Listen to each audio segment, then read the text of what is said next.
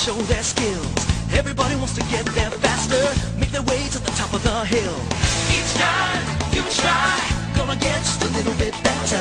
Each step you climb, one more step up the ladder. It's a whole new world we live in. It's a whole new way to see. It's a whole new place with a brand new attitude, but you still gotta catch 'em all. Be the best that you can be. Hey everybody, it's XMasterTrnrX here today with more Pokemon Crystal. In the last episode we got our first Pokemon. In this episode we're gonna get stopped by this guy and get shown how to catch a Pokemon, which we already know because I already did an LP on Pokemon Yellow, so I don't see why not. Yep. Wild Rattata appeared. Anyway, in this episode we are going to be venturing further into this game, possibly going to Violet City. Dude used the Pokeball. Yep, what a name. And he's boss like that because he caught it on the first try. Why was a Rattata? I don't know. That's how you do it. If you weaken them first, Pokemon are easier to catch, which is highly true because you can see it in the later in this episode. Yeah, this is a post-commentary, my first post-commentated video. So, the reason it's post-commentated is because this game is, like, very unusual, so it actually lags anytime I do live commentary, unlike Pokemon Yellow. These berry trees, they reproduce berries, like, once every day. So, it's a free berry every day, so to speak. Yeah, so anyway, I'm guessing because it's a very high graphic game that it lags my live commentary. So the rest of this LP will be done in post-commentary. Like I said, this is Windows Movie Maker I'm working with, not Sony Vegas.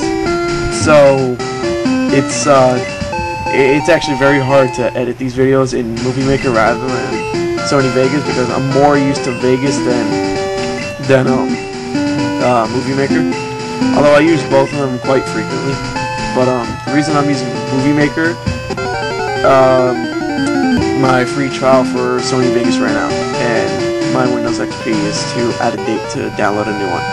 I just lost it, so I'm trying to find more Pokemon. Wait, you look weak. Come on, let's battle. Alright. Another new thing in this game, we have trainers with names. Youngster Joey wants to fight, and he sends out Rattata. Level 4 Rattata. I can understand why he lost, because look at the level difference. It's the 7 level difference, and this is the first battle of the game. Minus your quote-unquote rival. Wow, tail witness. Come on, Vulcan, let's take out Rattata and do it. Yeah. Anyway. I lost again. Doggone it. Heh. You're a Pokemon trainer, right? Then you have to battle. Well, I don't necessarily have to battle. It's just I'm held against my will. Youngster Mikey sent out Pidgey. These are all Pokemon Gold sprites too. Like in the remake for Pokemon Silver and Gold, they all Crystal uses all the Pokemon Gold sprites. Anyway, Pidgey down, and we see another Rattata. I can understand why that previous guy we beat lost to this guy, because this guy has 2 Pokemon. What a dick. Oh my god, I'm having a good day. Like, all the status, all the stat moves are like missing me today. That's strange, I've won before. Yeah, but you don't win all the time. Can't win them all. Unless you're honest, you have to win them all.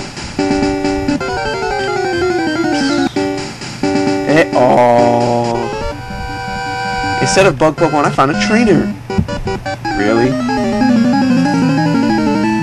And bug catcher, Don. Sent out. He has 2 Caterpies, both at level 3. They only know Tackle and String Shot. So, and my Cyndaquil doesn't know any fire type moves yet, as you can see. But wow, all the stat changing moves are failing today. This is gonna be a good day for Cyndaquil. Well, I already know how this turns out. Another Caterpie.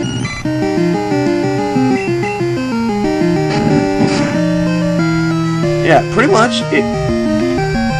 These fights are like gonna be really simple in the beginning, and the gym battle we're gonna have in this episode later today is also gonna be easy. All right, he grew to level 12, and he learned Ember, a fire type move, finally, which is gonna be helpful when we where we go next.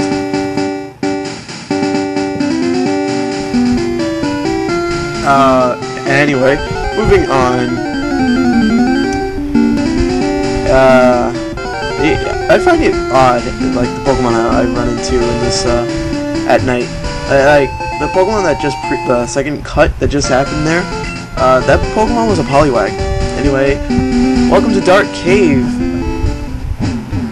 We are going to be finding an item right there, trying to find our way to there, I should say, because it's dark and we don't have Flash. Flash is the HM that lights up even the darkest of caves, so you can use it in like Dark Cave. Anyway, I've played this before like numerous times, but for some, I don't really like the Johto region like that, so I can't honestly remember like all the paths and stuff and like where all the hidden items are. But anyway, you eventually find your way around, and you see you get a potion, and there's the exit. So done with Dark Cave. That's probably the only time we're gonna go into Dark Cave. I'm not sure. When you come here, you get a Bitter Berry, which heals Confusion, and the PSN Cure Berry. Yeah, we have the PlayStation Network Cure Berry. Nah, it really stands for Poison Cure, which is the Pecha Berry in Generation 3. Heals, take a wild guess what the Poison Berry heals. The Poison Cure Berry heals. Anyway, Bugcatcher Wade has 3 Caterpies, all at level 2, and 1 Weedle at level 3. Pretty easy fight. That's, like, I can use Ember, but I'm choosing not to, because we're gonna need Ember later on in this episode. But yeah, I'm just speeding it up because this is like a pointless fight in all instances. Bugcatcher Wade defeated. Aw. Yep, and go right here, get a Pokeball, and do I have an antidote? I think I have an antidote. Yeah, I have an antidote, and I'm gonna use it on Cyndaquil because I want to faint while we go. Like it'll be pretty stupid. Anyway, moving on. Welcome to Violet City, the first city besides Cherry Grove that we can actually visit to. Anyway, I'm just quickly healing up my Pokemon because, well, where we're going, there's going to be a lot of battles, but they're going to be pretty simple battles. But then again, I don't want to take any chances. If you're playing Heart Gold to Soul Silver, this tower, the Sprout Tower, you have to go to it first. And dude.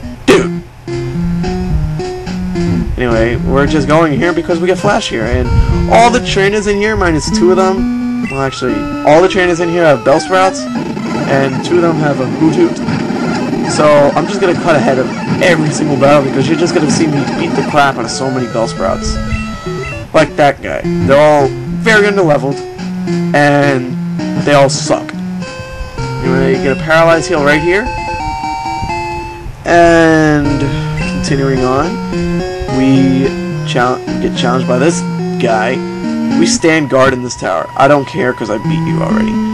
You go up here, you get a X accuracy.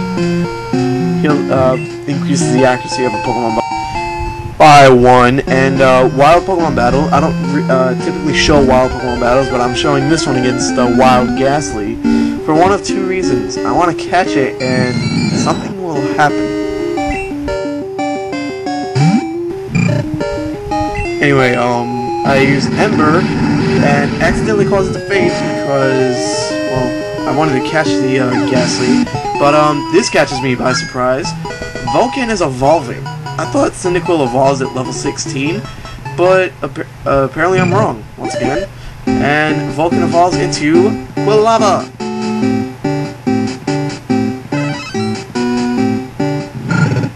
Which is good because our fire.